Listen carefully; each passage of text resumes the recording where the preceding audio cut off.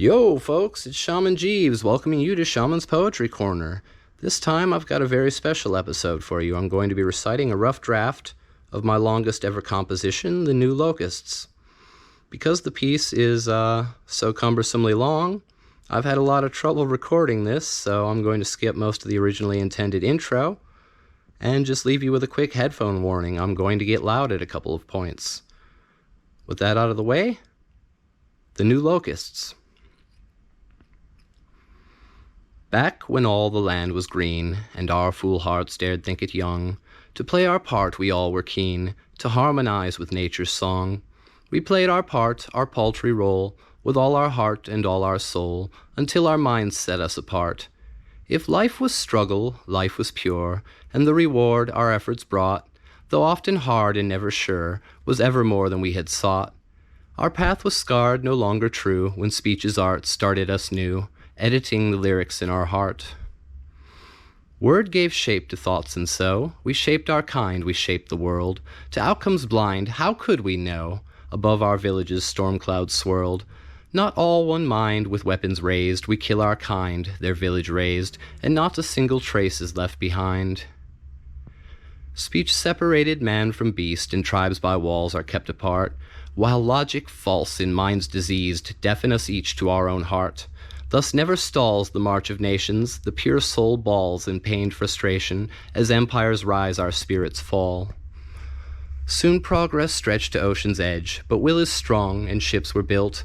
Before too long the watery hedge is crossed and our lost brothers killed, and with them gone no one to stand, against our wrongs we took the land, and so, on and on, anon we lost the song. Once the whole wide world was captive, and nature's song had left our heart, a deafening bong the clockwork active, and we each cogs that play a part. A perverted parody of evolution, this industrial revolution. Man conceives machines, believing himself clever, the queen of imperative schemes to use them as a lever. In the new world order forged when machinery arrived, the queenly caste all gorged while the rest worked 9 to 5. Each industry a different rhythm, and each role a separate box, and we must stuff ourselves within 'em and work ourselves around the clock. Adjust, adapt, and stay on task. Machines produce profits and excess. Well hidden behind our masks, our inmost selves we must repress. The endless death march of our progress spelled the end for the local locusts. Oh, no more would they swarm and eat the excess. The niche they left we filled with gusto. Before too long the prophets stalled. Product exceeded what was needed. The queen, afraid progress would halt, saw in her brood that greed was seated, and they were made to prop her toppling throne. Prosper, multiply, grow stronger, fly, my pretties, divide and conquer. Appease your unending hunger, you're not getting any younger. Consume, produce, and pay your taxes. In our new world, this is the axis. One hunger, one will, all bound together, our former ways cast off forever. Try this, it's engineered to be nutritional, enough to keep your belly full, if not enough to soothe your soul. The voice chanting consume places the yoke of want upon our necks. The siren song of creature comforts provides a most inviting tomb, where we our pale nest egg protect, our wills subverted to the adverts. The time for many minds is done, as machinery replaces man, in more ways than just the one, all part of the greater plan. Hearth and home, the city streets, a loathsome pulse endlessly beats, and pounds its way into our heads, keeping us from pulling threads, hidden in our hive from phantom threats. Here is heard, and he is hurt, and him and her, and who can hope to help unheard? They heard that's unheard of. Oh, why are we so? Ho hum, huh, hum, Mine,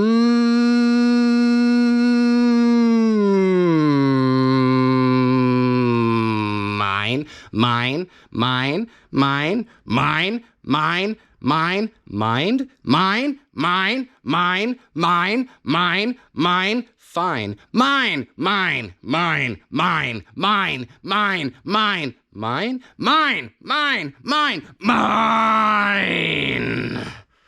The meddling of a million mangy monkey middle managers makes money meld our minds. Each one of a kind and all of a kind, anonymous and androgynous, lurking locust lodginous, an arrogant army of angry ants, sick self-serving sycophants. Our wretched writhing race survives in horrid little humming hives, dancing in depraved decadence, a perfect plague of pestilence that congregates, corrupts, consumes, bifurcates and blights all blooms, greedy, gorging grasshoppers, shrieking savage sales shoppers, humming head voice hearkening, devouring death, day darkening, forgetting frail fraternity, eagerly eating eternity, investing, infesting, ingesting, contesting, conquering, concurring, enduring, and during, interring, devolving beyond returning, revolving in place but descending, pretending we can't see the impending ending, distorted, contorted, our futures aborted, the details so sordid, chaotic, unordered, quixotic, consuming, erotic, entombing, e pluribus unum, e pluribus unum. Can't hear myself think over the noise. Endless eating, endless striving, growing pressure, numbers rising. What happens next is unsurprising. The hive itself destroys.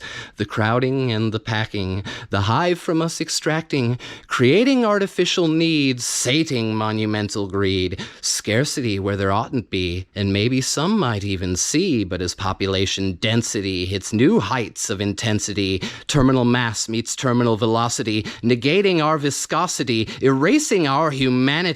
When forced to rub elbows, our temple veins throb. In raging, we rise in an unruly mob. In our frustration, we become crustacean, computer terminal cancer copia, desperately coping, consuming dystopia, to descend on the world like the plague that we are. Let the horn of excess sound. Ow! The blood that runs down my face that I savor, I know not if it came from myself or my neighbor or brother. The flavor, it offers to me no clue. Still I drink it like water. There's no time for pause in this frenzy of slaughter. But was that a child? Is this my daughter? This is far too real to be real, just a visceral dream. Keep hoping I'll wake with a guttural scream, waken and know it was all just a dream. But I know in my heart that this pain I'm feeling to what's left of my brain can't help revealing the nightmarish truth we're beyond hope of healing. To my old sense of self, I am now numbing, blighting and bleeding. What am I becoming? Fighting and eating to madness succumbing. My stomach is burning from feasting on nettles, the flower of life devoid of its petals. And just what will remain when the dust settles? Now that all the land's laid bare, and our fool race has ate its own, what's left to face the bleak despair? A husk, unable to atone. Could we embrace our former station? We've so disgraced our obligation. Perhaps it's best for all we've been erased.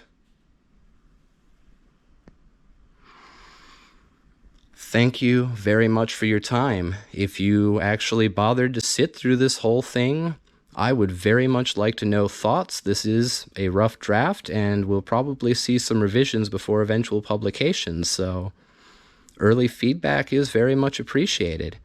Again, thank you all so much for your time, and take care, folks.